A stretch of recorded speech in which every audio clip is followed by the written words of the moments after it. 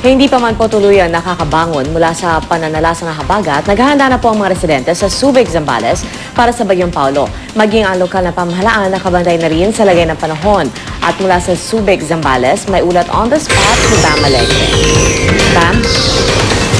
Pia, update muna tayo sa casualty count. Ayon sa militar, 32 na ang namamatay dahil sa sama ng panahon. Na-recover na yung labi ni Christian Flores, yung isang sa mga nawawala pa doon sa Aglao, San Marcelino. At sa mga panahon ito, hinahanap na lang yung labi ni Susel Flores, yung kanyang ina. Sa ngayon, nandito tayo sa evacuation center sa covered court ng Barangay Wawandwe, border yan ng Barangay Kawag.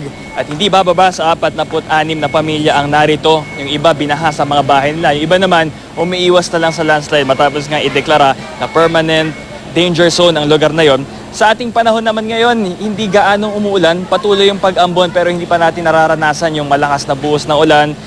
Sa kabila ng anunsyo na meron nga tayong bagyong paparating dito, si Paulo.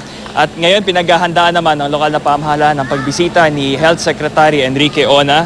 At mamaya bibisita rin daw ang mga senador na sila Bong Revilla at si JV Ejercito. Handa naman ang lokal na pamahalaan ng Zambales para sa paparating na bagyo. Ilan sa kanilang mahakbang ang pag-deploy ng mga heavy equipment at ang pagpaparami pa sa relief goods. Yan ang latest dito sa Subic, Zambales. Balik sa iyo, Pia. Maraming salamat, Bam Alegre.